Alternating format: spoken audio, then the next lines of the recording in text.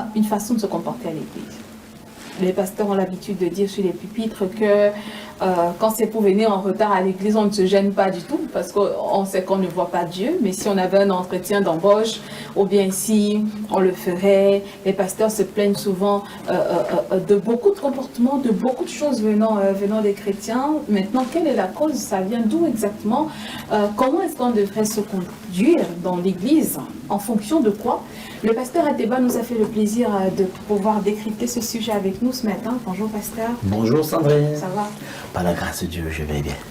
Heureusement, vous êtes donc serviteur de Dieu et pasteur d'une assemblée, de votre assemblée. Voilà. Et aujourd'hui, on parle justement de l'assemblée, du milieu chrétien, de l'église, et pas l'église personne, hein, l'église bâtiment, voilà, avec un responsable, l'église bâtiment avec un responsable, et le code de conduite. Oui. D'entrée de jeu, est-ce qu'il y a une façon de se comporter à l'église? Tout à fait, Sandrine, il y a une manière, une façon très logique de se comporter à l'église. Le plus souvent, le problème qui régit à l'église de nos jours est un problème de fondement. De fondement. Pourquoi? Parce que nous avons un problème aujourd'hui dans l'église. Quand je parle de fondement, ça part où la mentalité de beaucoup de personnes aujourd'hui se focalise sur les dénominations et ne comprennent véritablement pas le fondement réel de l'église. Parce que lorsque nous allons vraiment comprendre le fondement réel de l'église, ça va empêcher de faire beaucoup d'embouteillages. Parce que quand nous quittons des églises classiques, pour arriver dans une église, que ce soit dénominationnelle qui est pentecôtiste ou alors adventiste, ça fait celui qui quitte de la large, voilà, ou évangélique, quand il arrive dans une autre assemblée, il veut toujours amener les mêmes manières de faire, il veut amener sa même façon de ce qu'il a vu, comment il s'est comporté, il vouloir maintenant corriger, vouloir maintenant apporter sa pensée, et ça crée un peu de méli-mélo, un peu de partout. D'accord. Donc, ce que je voudrais dire, c'est quoi? C'est que comprenons d'abord au préalable, l'église, c'est quoi en général? Quel est l'objectif, la pensée de l'église? C'est pourquoi j'ai dit qu'on parle d'église bâtiment. Oui. Je voudrais qu'on soit assez pratique ce matin. D'accord. Je voudrais qu'on soit assez pratique. Vous êtes serviteur de Dieu, vous êtes responsable d'une assemblée, oui. Vous tenez les gens, vous gérez les gens. Ça fait plusieurs années que vous êtes serviteur de Dieu. Tout à fait, Sandrine. Voilà, je voudrais qu'on soit pratique dans votre cas. Est-ce que vous pensez que dans votre assemblée, parce que je ne voudrais pas qu'on aille dans le domaine des dénominations et ainsi de suite, ou le sens de l'Église selon la pensée de Dieu, mais je dis un fonctionnement dans un bâtiment, des personnes qui se retrouvent dans un bâtiment pour des réunions ou en dehors, même en dehors du bâtiment. Est-ce qu'il y a une façon de se comporter à l'Église? Il y a toute une manière de se comporter, Sandrine. L'Église bâtiment peut fait partie de ce que tu as si bien dit, l'assemblée. Oui. Parce que quand on parle également d'une assemblée, on parle d'une chambre haute, on parle d'une chambre basse. Donc, dans une chambre haute qui est dirigée par un supérieur et une chambre basse qui est un regroupement des âmes, des chrétiens, de ceux qui entrent pour marcher selon les principes et les lois qui ont été érigées, qui ont été établies selon le visionnaire. Le visionnaire qui est l'Église. Et quand ils arrivent, automatiquement, ils doivent savoir, parce que chaque Église a une vision. Chaque Église a un objectif. Et la priorité que chaque chrétien devrait se donner, c'est quand il arrive à l'Église, quel est l'objectif et la vision de cette Église. Quand il arrive, il ne faut pas qu'il commence. Par exemple, il y en a qui viennent, ils s'intéressent, ils disent, bon, moi j'aime la chorale, moi j'aime l'intercession, moi j'aime l'évangélisation, c'est bien beau. Mais avant de marcher sur tous ces départements, la priorité demande à quoi? À connaître le but et l'objectif de l'Église à laquelle on est en train de vouloir résider, de participer, d'être membre ou alors d'être peut-être un partenaire. D'accord. Donc, c'est très important. Ça veut dire, avant de s'engager, c'est important de connaître la vision. Tout à fait. Et partant de la vision, maintenant le reste s'ensuit. Qui est responsable de faire connaître la vision? Est-ce que c'est le serviteur de Dieu? Est-ce que c'est le responsable?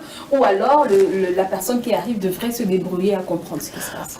Celui qui est d'abord chargé de faire comprendre, parce que dans l'Église, nous avons les appelés. Parce que déjà un serviteur est un élu, est un appelé, est un choisi de Dieu. Et c'est Paul qui choisit Timothée. Et il établit en Timothée sa vision.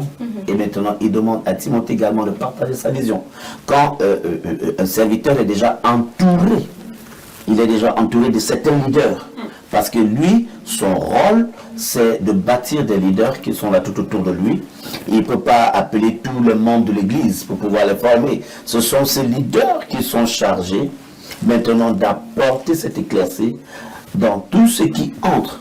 Premièrement, qui viennent des pavés et qui veulent entrer dans un lieu saint. Ce sont ces leaders qui sont appelés maintenant à les orienter, à leur dire non, à voir ceux qui sont intéressés, ceux qui veulent se démarquer, ceux qui veulent comprendre et connaître.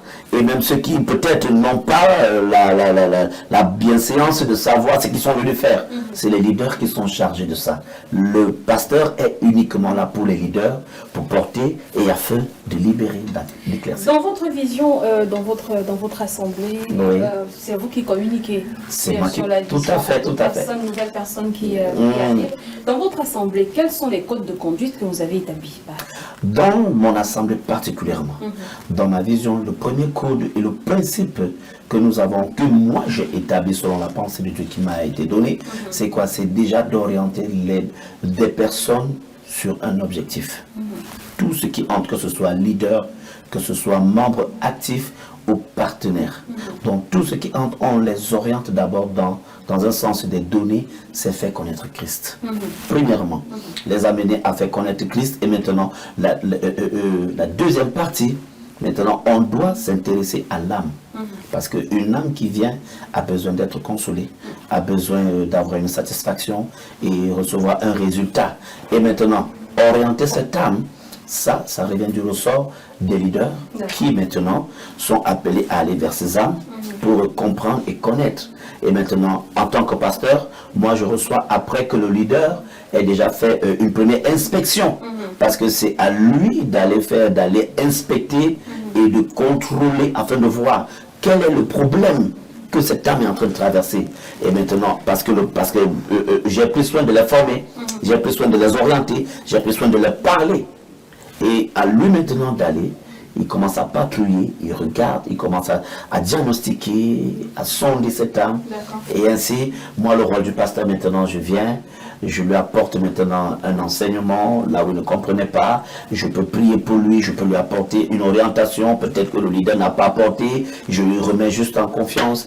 Et le Saint-Esprit fait le reste. Là, c'est sur le plan spirituel, et c'est très important parce que c'est la base. Parce que c'est la base. Mais maintenant, dans certaines assemblées, il est interdit de peut-être si quelqu'un vient en retard, il est interdit d'aller devant.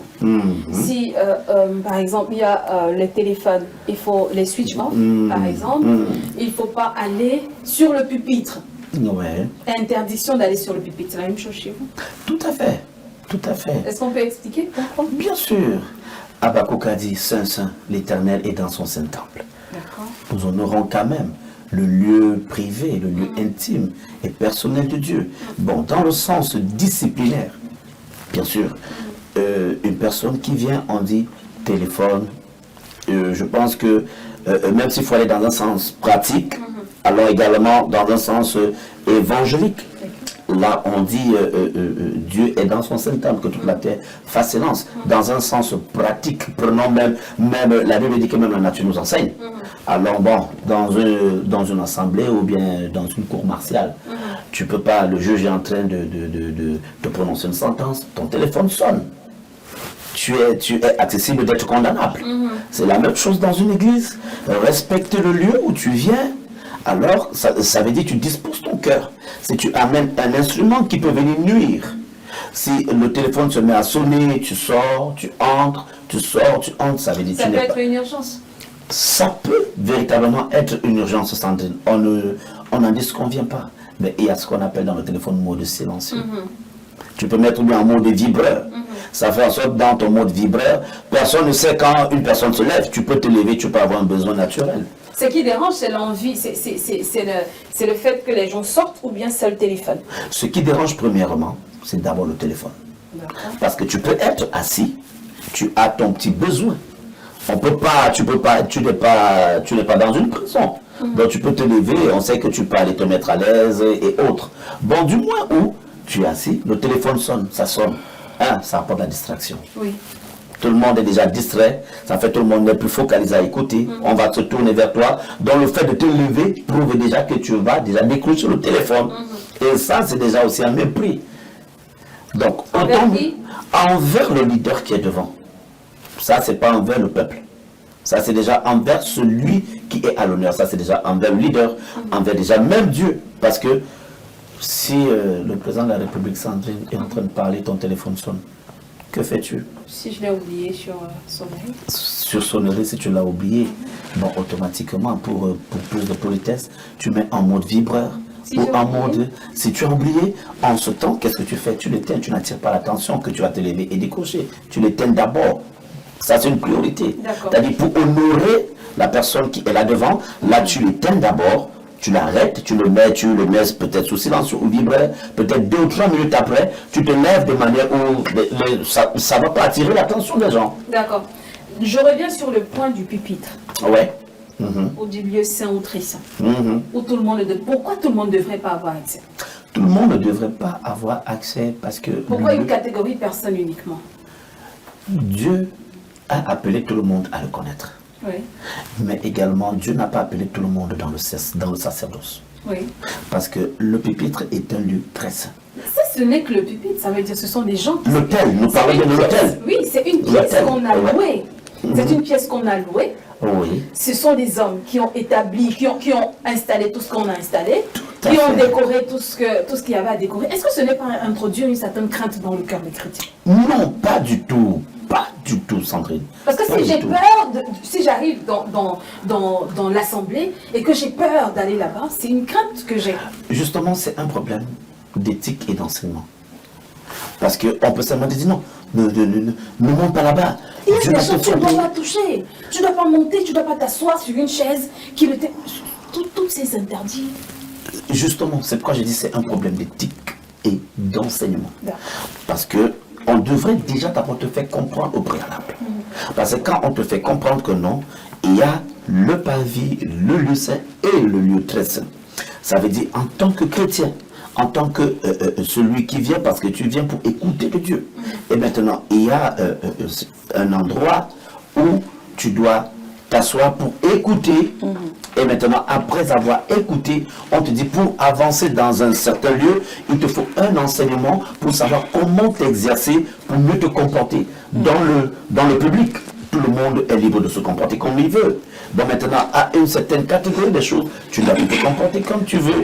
Maintenant, j'arrive. Dans le lieu très saint, bon, on va te demander d'aller. Je ne refuse pas. Tout le monde peut dire, je peux prêcher, je peux enseigner, je peux me tenir. Mais attention, mais ce n'est pas appelé à tout le monde. Il faut déjà qu'on t'enseigne et pour te faire savoir pourquoi est-ce que ce n'est pas appelé à tout le monde. Je peux être en train de prêcher, je peux appeler un enfant, je dis viens. Je suis en train de prêcher, je dis viens. Bon, maintenant, c'est vrai, c'est un système protocolaire où nous arrivons dans l'église, où parfois l'homme de Dieu prêche, quelqu'un va venir peut-être saluer l'homme de Dieu, on se retrouve, on voit les chats qui sont en train de dire non, faut pas approcher là, faut pas, c'est pas interdit, attendez quand il va vous appeler et autres. Non, dans mon église, c'est interdit. Non. Si je suis en train de prêcher et que tu es peut-être touché par quelque chose, et tu veux me voir, j'ai dit non, laissez-les. Ouais, tu arrives. Bon, là, maintenant, quand nous avons fini le culte, ou alors on n'a pas encore commencé un culte, alors je dis non, on aurait juste la présence de Dieu, on aurait juste l'édifice de Dieu, on aurait juste parce que nous avons dédicacé ce lieu en l'honneur de l'Éternel. Donc chacun, tu peux te retrouver là simplement, mais tu peux venir un jour normal, mais tu n'as pas le droit de monter dans ce lieu saint, parce qu'il faut juste l'honorer. C'est une manière, tu amènes la personne à dire honore, c'est pas que tu vas parce que tu as peur. Est-ce que, oui, mais parce que vous avez parlé des parvis, du lieu saint, du lieu très saint. Oh oui. Et je me souviens que quand Jésus est mort, le voile a été déchiré. Oui. Et il a fait de nous des sacrificateurs. Ça veut dire que tous, même si par appel, il y en a qui qui sont pasteurs, qui sont enseignants, qui sont les apôtres, dons ministériels, mais ça ne fait pas de nous autres qui ne sommes pas appelés d'une certaine manière, des personnes qui n'avons pas droit, je ne sais pas. Moi, je pense que le pupitre, comme Sandrine a dit, c'est un... Bon, on a établi... Parce que comme elle dit, il y a des églises où tu viens, il y a des beaux types, les gars sont là comme ça, même si tu veux traverser même seulement le mince. Donc moi, je n'arrive pas à comprendre ça, en fait. Je n'arrive pas à comprendre que le Seigneur nous a tous choisis, qu'il nous a mis, on va dire, au même pied d'égalité. Mais qu'il a mis certains devant pour diriger les autres, et peut-être, oui, mais... Je sais pas, j'arrive pas à comprendre. Ok. Tu as répondu à une très bonne question, où Jésus a brisé le voile et autres. Ça, c'était véritablement dans le sens éthique, naturel, où quand il fallait venir, on était dans le pavé et dans le lieu saint où chacun, ça c'était dans une loi juive et autres. Mais Jésus maintenant, pourquoi? Parce que seul le souverain sacrificateur avait le droit et il y avait un rideau qui était positionné là où il entrait avec une corde, on l'attachait et il allait purifier, il priait et Dieu sanctifiait. Et Jésus, il est maintenant venu, il a brisé cela. Maintenant, le brisement de Jésus va dans un sens très, très, très logique. Ça veut dire quoi? Ça veut dire tout le monde qui arrive. Tout le monde qui arrive. Je vous ai dit, prenons dans le sens naturel. J'ai présence naturelle. Tout le monde qui va à l'Assemblée n'a pas droit d'aller dans la chambre haute du sénateur. Nous sommes d'accord. Mais le sénateur n'est pas mon père. Dieu, c'est mon père. Attention. L'église a été créée à partir de la chambre haute. Donc on prend des choses éviles. Ok? Pour mieux les expliquer. Bon, maintenant, tout le monde qui entre pour un but, entre pour un objectif. Et maintenant, les règles sont bien ordonnées. Dans ces règles qui sont bien ordonnées, je viens chez toi, j'arrive dans ta maison, tu m'apprends à entrer dans ta cuisine. J'ai le libre choix déjà, tu m'as donné l'accès au salon. Tu ne m'as pas donné l'accès à la cuisine. Il y en a qui ont l'accès à la cuisine, mais moi j'ai l'accès au salon. Mais maintenant, je n'ai pas droit d'entrer dans ton intimité. Parce que dans ton intimité, c'est ça qui fait ta vraie maison. Et l'intimité de Dieu, c'est ça qui fait l'église. Et c'est ça également qui nous amène à comprendre quoi. Pourquoi est-ce que cet édifice auquel nous, c'est vrai, de manière physique, on voit un édifice où c'est beau, c'est bien, et tout le monde va dire non, c'est Dieu, c'est machin. C'est pas faux, c'est pas mauvais. Mais maintenant, enseigne la personne pour lui faire comprendre que ce lieu où je me tiens physiquement, c'est vrai, tu es là pour écouter de ce que je t'enseigne, mais pour que tu y arrives, c'est pas comme tu penses, ou c'est pas comme tu vois. C'est pas qu'on va amener ça comme une manière, comme une personnalité. Non, c'est pas une personnalité. Nous avançons au fur et à mesure avec Dieu. Un ancien d'église qui est là pour soutenir le pasteur ne peut monter que sur un pupitre, étant donné qu'il a un service. Parce que le pupitre, même moi, je le monte parce que je m'en vais rendre service. Si je n'ai pas de service là, je ne monte pas. Je ne sais pas si on se comprend. Ok, pasteur. Revenons un peu à la conduite. Quand on parle de conduite, je me dis comment est-ce qu'on va à l'église, comment est-ce qu'on entre à l'église, quel genre d'habit porter pour aller à l'église, par exemple. Sont les règles de conduite, par exemple. Il y en a à l'église. Comment est-ce que... Y a-t-il un habillement approprié pour aller à l'église? Est-ce obligé de porter un foulard pour entrer à l'église? Des questions comme ça me tournent l'esprit. Alors, on va recadrer le sujet. Le sujet n'est pas de porter les foulards, mais c'est vraiment le code de conduite appartenant à une assemblée. Comme je disais, que ce soit pour ne pas aller, interdiction d'aller peut-être sur le pupitre, interdiction de voir certaines. Bref, je ne veux pas rentrer dans des grands ministères quand on arrive en retard. Voilà, je ne veux pas rentrer dans ces choses-là parce que ça peut ramener la confusion. Mais comme elle dit, dans les églises, il y a le code de conduite, c'est par rapport au vestimentaire, par exemple, ou par rapport donc. Vous avez forcément un code vestimentaire chez vous. Tout à fait. C'est pourquoi je dis le plus important quand tu viens à l'église. C'est pourquoi je parlais de l'éthique. On doit faire comprendre aux gens, déjà d'abord, toi qui viens. L'église n'est pas seulement un lieu où tu viens prier. L'église n'est pas seulement parfois tu arrives où tu es fragilisé, tu es abattu, rejeté et autres. On doit déjà d'abord également te faire comprendre que l'église est également une institut. C'est une institut. Et en tant qu'une institut, il y a quand même des lois. Il y a quand même des principes. Tu ne vas pas arriver là parce que tu n'as pas de quoi te nourrir, de quoi t'habiller, tu arrives débraillé comme tu veux et tout le monde doit voir ta misère, tout le monde doit lire ta pauvreté afin que tous les gens commencent à exprimer le sentiment de la pitié auprès de toi pour t'apporter ce soutien. Non, c'est pas ça l'église. C'est pas ça. L'église est une institution. Tout le monde doit arriver de manière noble, de manière conforme. Bon, on n'a pas à t'imposer peut-être une tenue quelconque. On n'a pas à t'imposer cela. Parce que, pourquoi? Parce que c'est vrai, on dit la foi, c'est dans c'est dans le cœur. Bon, quand tu viens à l'église, en tant qu'une femme, tu viens de manière bien appropriée. Tu viens parce que tu viens pour un objectif. Tu viens pour un but. Tu ne vas pas quand même arriver à l'église en babouche. Tu ne vas pas quand même arriver à l'église avec une culotte. C'est tout à fait... Est-ce que si tu vas dans un ministère, nous appelons les églises des ministères, les assemblées, parce que nous sommes des ministres de Dieu. Tu ne vas pas arriver dans un ministère en babouche, avec un t-shirt un peu déchiré, débraillé, et puis bon, tu dis, bon, je m'en vais à l'église. Non, tu arrives quand même de manière commode, mais il n'y a pas une tenue qu'on doit t'exiger. Ou alors on va dire, non, ne porte pas la perruque, ne porte pas ceci, non. Tu sens en toi, chacun vit selon le niveau de vie auquel Dieu l'a attribué. Ça c'est clair. Ça c'est clair. D'accord. Une autre question. Au fait, revenons un peu sur le pupitre. Oui, le pupitre. Oui, pupitre. Ouais. Parce que l'hôtel, L'hôtel oui, de Dieu, l'hôtel. ouais. Je me dis, il y a d'autres assemblées où il y a le pupitre.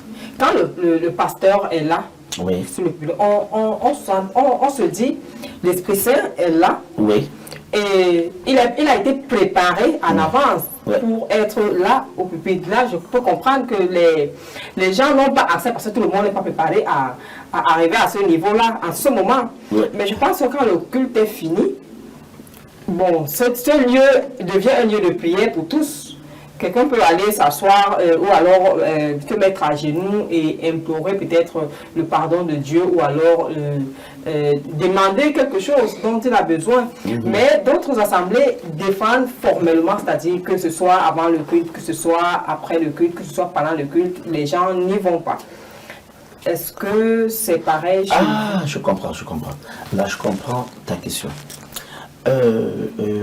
Quand nous parlons de l'autel, tout le monde est appelé à se présenter devant l'autel. La Bible nous dit, approchons-nous du trône de grâce. Et ce pupitre est considéré comme le trône de grâce. Donc, que ce soit un service ou que ce soit après un service, tu as le droit et tu as le devoir. Peut-être voilà ton pupitre, et moi je suis un chrétien. Peut-être après un service, si j'ai mon problème, et peut-être j'ai le désir de peut-être de prier, ou alors d'adorer, je viens me tenir devant, je commence à le faire. M'interdire cela, bon, je crois que c'est vrai, chaque dénomination a vraiment ses principes, mais pour ma part, je ne vois vraiment pas une barrière à ça. Les pasteurs se plaignent souvent du fait que les chrétiens se comportent mieux à l'extérieur de l'église, dans leur lieu de travail, à la maison, mieux qu'à l'église. Bon, dans le sens du comportement, je peux dire oui. Ok. Et je peux dire oui. Pourquoi? C'est ce que je disais, parce que les chrétiens, quand on parle des chrétiens, c'est ce que j'étais en train de vouloir parler depuis le départ, pour faire comprendre quoi? Que l'église en général, c'est parce qu'on ne fait pas connaître au fait ce que c'est l'église. Parce que les chrétiens qui viennent, ils viennent uniquement pour le besoin, et cachant leur caractère. Ils cachent leurs habitudes, ils cachent leurs manières, ils cachent leur forme. Alors ils présentent juste un superflu selon le besoin qu'ils ont, selon les problèmes qu'ils ont. Donc pour eux, ils arrivent dans un lieu où il faut simplement crier à Dieu, dans un lieu où peut-être l'homme de Dieu va dire, si ça n'a pas marché aujourd'hui, je t'assure, au nom de Jésus, demain ça va marcher. Alors tu m'as dit Amen, tu es satisfait. Donc comme ça n'a pas marché, et comme le pasteur il a relâché cela, alors je peux rentrer et je me mets maintenant à faire quoi? J'arrive dans un bon lieu public, je continue ma vie normalement. C'est pas, je continue ma vie. Et quand on voit celui qui était à l'église hier, et le lendemain, on est en train de te voir, tu es peut-être en train de manifester une prostitution. Vas-y, ben, attends un peu. Elle est à l'église, mais elle dit Amen. Elle pleure. Mais c'est bizarre, son caractère de dehors, on voit ces deux mondes bien différents. C'est le problème là. Pourquoi? Parce que quand on vient, tu arrives, tu viens uniquement que pour ton besoin. Et ton besoin pour lequel tu viens, si je sais que toi tu as une solution pour moi, je ne vais jamais te montrer mon caractère barbare. Je ne vais jamais te montrer mon caractère animal. Mais je vais te montrer plutôt un caractère d'agneau. Je vais te montrer un caractère d'ange. Donc c'est ça qui fait deux caractères, deux comportements différents. On va clôturer, peut-être s'il n'y a plus de questions les filles, on va parler, qu'est-ce qu'on peut dire à la fin? Église, le code de conduite, est-ce qu'il y a une façon de se comporter à l'église? Il y a une façon de se comporter. En d'autres termes, Jésus a dit venez à moi. Et venir à Jésus, c'est démontrer véritablement l'identité de ce que l'on est. Et ce que tu es, viens tel que tu es, présente-toi à Dieu tel que tu es, comporte-toi tel que tu es, et quand tu arrives, cherche à connaître les principes, c'est tout. Et marche selon ces principes et selon ces règles, si certainement tu es venu d'un cœur sincère. Et tu auras également la réponse à ce que tu es venu chercher. Amen. Merci, pasteur. Merci.